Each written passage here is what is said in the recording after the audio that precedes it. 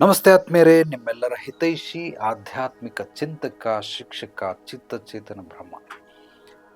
ಇಂದಿನ ವಿಷಯ, ಗುರುಗಳೇ, ಮಗು ಹುಟ್ಟಬೇಕಾದ್ರೆ ಇಂಥ ಡೇಟಲ್ಲಿ ಹುಟ್ಟಿದ್ರೆ ಮಗುವಿನ ಆಯುಷ್ಯು ಆರೋಗ್ಯ ಹೆಚ್ಚು, ಅದು ಯಾವ ಡೇಟು, ಇದ್ರ ಬಗ್ಗೆ ಸಂಕ್ಷಿಪ್ತವಾಗಿ ಮಾಹಿತಿ ನೀಡಿ ಅಂತ ಕೇಳಿದ್ದಾರೆ. ಸ್ನೇಹಿತರೆ,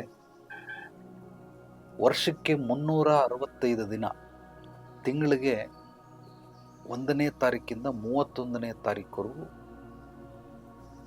31 ದಿನಗಳಿದೆ. 28 ಬರ್ತದೆ ಫೆಬ್ರವರಿಲಿ, ಕೆಲವೊಂದು ವರ್ಷ 31 ಬರ್ತದೆ. ಎಲ್ಲವೂ ಕೂಡ ಭಗವಂತನ ಪ್ರಸಾದವೇ, ಅವನ ಅನುಗ್ರಹವೇ. ಈ 365 ದಿವಸದಲ್ಲಿ ಯಾವುದು ಒಳ್ಳೆಯದು, ಯಾವುದು ಕೆಟ್ಟದ್ದು ಹೇಗೆ ಕಂಡುಹಿಡಿತೀರಾ? 1ನೇ ತಾರೀಕಿಂದ 31ನೇ ತಾರೀಕುವರೆಗೂ ಯಾವುದೇ ಡೇಟಲ್ಲಿ ಹುಟ್ಟಿದ್ರು ಕೂಡ ಪ್ರತಿಯೊಬ್ಬರು ಹುಟ್ಟಿದ ಮೇಲೆ ಸಮಸ್ಯೆಗಳನ್ನು, ಕಷ್ಟಗಳನ್ನು, ತೊಂದರೆಗಳನ್ನು, ಅಡೆತಡೆಗಳು, ಲೋಪದೋಷಗಳು, ಕುಂದುಕೊರತೆಗಳನ್ನು, ರೋಗಗಳು, ಕಾಯಿಲೆಗಳನ್ನು ಅನುಭವಿಸಲೇಬೇಕು, ಬೇರೆ ದಾರಿ ಇಲ್ಲ. ಈ ಡೇಟಲ್ಲಿ ಹುಟ್ಟಿದ್ರೆ ಒಳ್ಳೇದಾಗುತ್ತೆ, ಈ ಡೇಟಲ್ಲಿ ಹುಟ್ಟಿದ್ರೆ ಕೆಟ್ಟದಾಗುತ್ತೆ, ಈ ಡೇಟಲ್ಲಿ ಹುಟ್ಟಿದ್ರೆ ನ್ಯೂಟ್ರಲ್ ಆಗುತ್ತೆ, ಆ ಥರ ಏನೂ ಇಲ್ಲ. ಮನುಷ್ಯನಿಗೆ ಅವನು ಹುಟ್ಟಿದ ನಂತರ ಹೇಗೆ ಬದುಕ್ತಾನೆ, ಅವನಿಗೆ ಎಷ್ಟು ಬುದ್ಧಿ ಜ್ಞಾನ ಇದೆ, ಎಷ್ಟು ಶಕ್ತಿ ಚೈತನ್ಯ ಇದೆ, ಎಷ್ಟು ಸ್ಕಿಲ್ ಆ್ಯಂಡ್ ಟ್ಯಾಲೆಂಟನ್ನು ಕಲ್ತಿದ್ದಾನೆ, ಅವನ ಚತುರತೆ ಎಷ್ಟು, ಚಾಣಕ್ಯತನ ಎಷ್ಟು, ಅವನ ಜಾಣ್ಮೆ ಎಷ್ಟು, ಇದರ ಮೇಲೆ ಮುಂದಿನ ಭವಿಷ್ಯ ನಿರ್ಧಾರವಾಗುತ್ತೆ. 1ನೇ ತಾರೀಕಲ್ಲಿ ಹುಟ್ಟಿರೋರು ಯಾರ್ಯಾರು ಶ್ರೀಮಂತರಿದ್ದಾರೆ, ನಾನು ನಿಮಗೆ 100 ಎಕ್ಸಾಂಪಲ್ ಕೊಡ್ತೀನಿ. 2ನೇ ತಾರೀಕಲ್ಲಿ ಹುಟ್ಟಿರೋರು ಶ್ರೀಮಂತರ ಬಗ್ಗೆ ಕೊಡ್ತೀನಿ. ಅದೇ ಥರ 31 ತಾರೀಕಲ್ಲಿ ಹುಟ್ಟಿರುವಂಥವ್ರು ಎಲ್ಲರೂ ಕೂಡ ಶ್ರೀಮಂತರನ್ನು ತೋರಿಸಬಲ್ಲೆ, ಎಲ್ಲರೂ ಹಾಳಾಗಿರೋರನ್ನೂ ತೋರಿಸಬಲ್ಲೆ. ಬೆಳೆದು ಇಲ್ಲ, ಅವರು ಅಳುದು ಇಲ್ಲ, ಉಳಿದಿರೋರನ್ನೂ ತೋರಿಸಬಲ್ಲೆ. ಇಲ್ಲಿ ಎಲ್ಲವೂ ಸರಿಸಮಾನವಾಗಿರ್ತದೆ. ಯಾವ ಡೇಟು ಉಚ್ಚವೂ ಅಲ್ಲ, ಯಾವ ಡೇಟು ನೀಚವೂ ಅಲ್ಲ. ಇದನ್ನು ಚೆನ್ನಾಗಿ ತಿಳ್ಕೊಳ್ಳಿ.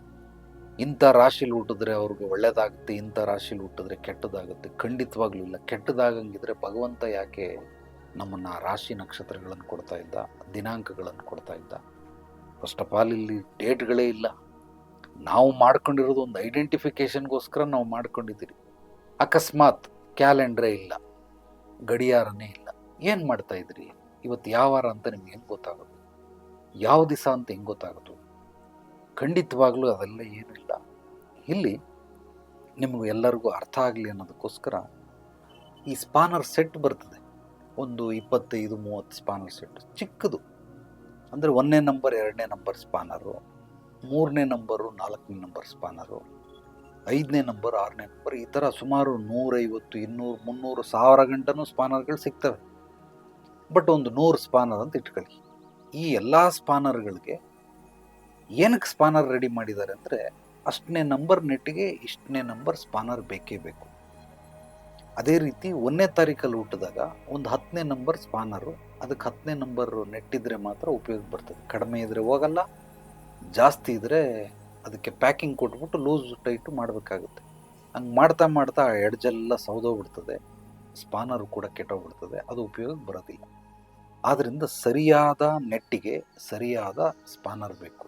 ಅದೇ ರೀತಿ ಯಾವುದೇ ಮಗು ಹುಟ್ಟಿರುವಂಥ ದಿನ ಏನಿದೆ, ಪ್ರತಿಯೊಂದು ದಿನಕ್ಕೂ ಅದರದೇ ಆದ ಒಂದು ಮಹತ್ವ ಇದೆ, ಒಂದು ಶಕ್ತಿ ಚೈತನ್ಯ ಇದೆ. ಅಪಾರವಾದಂತಹ ಹೆಸರು ಗಳಿಸೋದಕ್ಕೆ, ಅಭಿವೃದ್ಧಿ ಸಮೃದ್ಧಿ ಹೊಂದೋದಕ್ಕೆ, ಯಶಸ್ಸು ಕೀರ್ತಿ ಗಳಿಸೋದಕ್ಕೆ, ಗುರಿ ಸಾಧನೆ ಮಾಡೋದಕ್ಕೆ ಪ್ರತಿಯೊಂದು ಡೇಟಲ್ಲಿ ಸಾಧನೆ ಮಾಡಿದಂಥವ್ರು ಇದ್ದಾರೆ, ಸಾಧನೆ ಮಾಡ್ದೇ ಸತ್ತಂಥವ್ರು ಇದ್ದಾರೆ, ಏನೂ ಮಾಡ್ದೇ ನ್ಯೂಟ್ರಲ್ ಆಗಿರುವಂಥವ್ರು ಇರ್ತಾರೆ. ಆದ್ದರಿಂದ ಇದು ಒಳ್ಳೆಯದು, ಇದು ಕೆಟ್ಟದ್ದು, ಅದೊಂದು ಟ್ರೆಂಡ್ ಶುರುವಾಗ್ಬಿಟ್ಟಿದೆ ಈಗ. ಯಾವ ಡೇಟಲ್ಲಿ ಆಪ್ರೇಷನ್ ಮಾಡಿಸ್ಕೊಳ್ಳಿ, ಯಾವ ಡೇಟಲ್ಲಿ ನಾನು, ಯಾವ ಸಮಯದಲ್ಲಿ ನನ್ನ ಮಗನ ಹುಟ್ಟಿಸ್ಕೊಳ್ಳಿ ಅಂತ. ನೀವು ಯಾವುದೇ ಡೇಟಲ್ಲಿ ಹುಟ್ಟಿಸ್ಕೊಳ್ಳಿ, ಯಾವುದೇ ಸಮಯದಲ್ಲಿ ಹುಟ್ಟಿಸ್ಕೊಳ್ಳಿ, ಅದು 24 ಗಂಟೆಲಿ ಯಾವುದೇ ಸಮಯ ಆಗಿದ್ದು ಕೂಡ ಮನುಷ್ಯ ಕಷ್ಟಪಡಲೇಬೇಕು. ಕಷ್ಟಪಡದಿದ್ರೆ ಇಲ್ಲಿ ಸುಖ ಅನ್ನೋದು ಇರೋದಿಲ್ಲ. ಮೂಗಿದ ಮೇಲೆ ನೆಗಡಿ ಸಹಜ ಅಂತಂದಮೇಲೆ ಮನುಷ್ಯ ಹುಟ್ಟಿದ ಮೇಲೆ ಕಷ್ಟ ನಷ್ಟಗಳು ಎಲ್ಲವೂ ಕೂಡ ಸಾಧ್ಯತೆ, ಅದು ಅನಿವಾರ್ಯ. ಅದನ್ನು ನಾವು ದಾಟಲೇಬೇಕು, ಬೇರೆ ಮಾರ್ಗ ಇಲ್ಲ. ಅದನ್ನು ಯಾರು ಎಷ್ಟು ಜಾಣ್ಮೆಯಿಂದ ದಾಟ್ತಾರೆ. You want to play the game, you know the rule.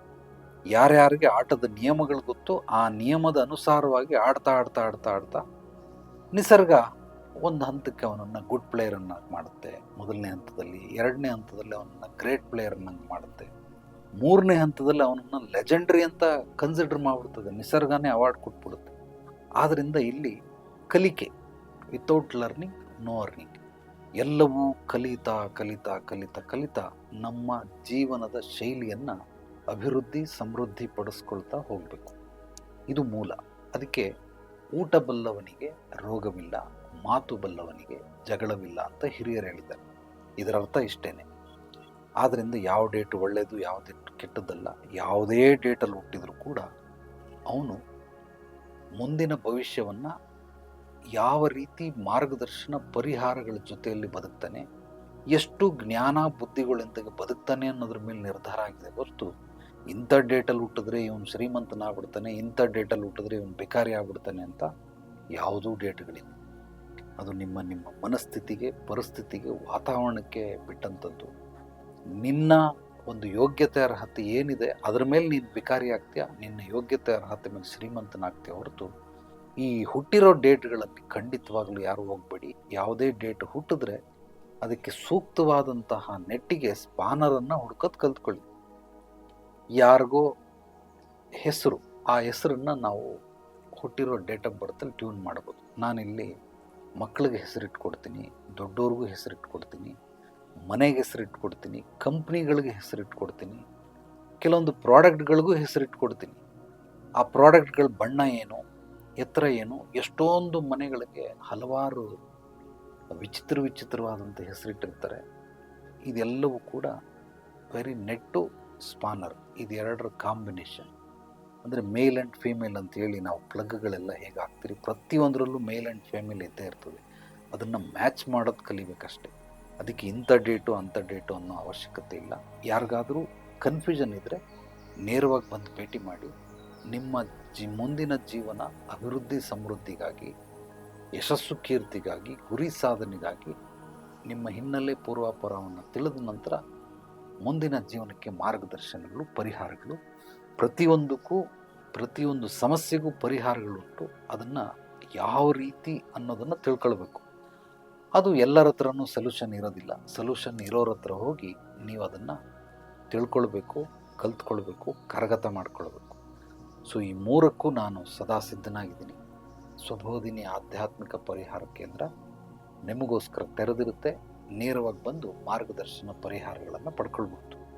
So ಈ ಚಾನಲನ್ನು ಮೊದಲನೇ ಬಾರಿ ನೋಡ್ತಾ ಇದ್ದರೆ ಸಬ್ಸ್ಕ್ರೈಬ್ ಮಾಡಿ, ಲೈಕ್ ಮಾಡಿ, ಕಾಮೆಂಟ್ ಮಾಡಿ. ನಿಮ್ಮ ಅನಿಸಿಕೆ ಅಭಿಪ್ರಾಯಗಳನ್ನು ನನ್ನ ವಾಟ್ಸಪ್ ನಂಬರ್ಗೆ ವಾಯ್ಸ್ ಮೆಸೇಜು ಕೂಡ ಕಳಿಸಬಹುದು. ಮುಕ್ತವಾಗಿ ನಿಮ್ಮ ಮನದಾಳದ ಪ್ರಶ್ನೆಗಳನ್ನು ಹಂಚ್ಕೊಳ್ಳಿ. ಸಾಮಾಜಿಕವಾಗಿರುವಂಥ ಪ್ರಶ್ನೆಗಳು, ವೈಯಕ್ತಿಕವಾದರೆ ನೇರವಾಗಿ ಬಂದು ಭೇಟಿ ಮಾಡಿ. ಸೋಷಿಯಲ್ ಮೀಡಿಯಾದಲ್ಲಿ ನೀವು ಕೇಳುವಂಥ ಪ್ರಶ್ನೆಗೆ ಉತ್ತರಗಳನ್ನು ದಿನನಿತ್ಯ ವಿಡಿಯೋಗಳ ಮೂಲಕ ನೋಡ್ಕೊಳ್ಬಹುದು. ಸೊ ನಮ್ಮ ಚಾನಲನ್ನು ಮೊದಲನೇ ಬಾರಿ ಭೇಟಿ ನೀಡಿದರೆ ತಪ್ಪದೇ ಮರೆಯದೆ ಸಬ್ಸ್ಕ್ರೈಬ್ ಮಾಡಿ, ಲೈಕ್ ಮಾಡಿ, ಕಾಮೆಂಟ್ ಮಾಡಿ ನಿಮ್ಮ ಅನಿಸಿಕೆ ಅಭಿಪ್ರಾಯಗಳನ್ನು. ಎಲ್ರಿಗೂ ಒಳ್ಳೆಯದಾಗಲಿ. ನಾಳೆ ಮತ್ತೆ ಭೇಟಿಯಾಗೋಣ ಮತ್ತಷ್ಟು ಸತ್ವಭರಿತ ವಿಚಾರಗಳೊಂದಿಗೆ. ಎಲ್ಲರೊಳಗಡಗಿರುವ ಭಗವಂತನಿಗೆ ನನ್ನ ಭಕ್ತಿಪೂರ್ವ ಪ್ರಣಾಮಗಳು. ಸರ್ವೇ ಜನೋ ಸುಖಿನೋ ಭವಂತು. ಶುಭರಾತ್ರಿ.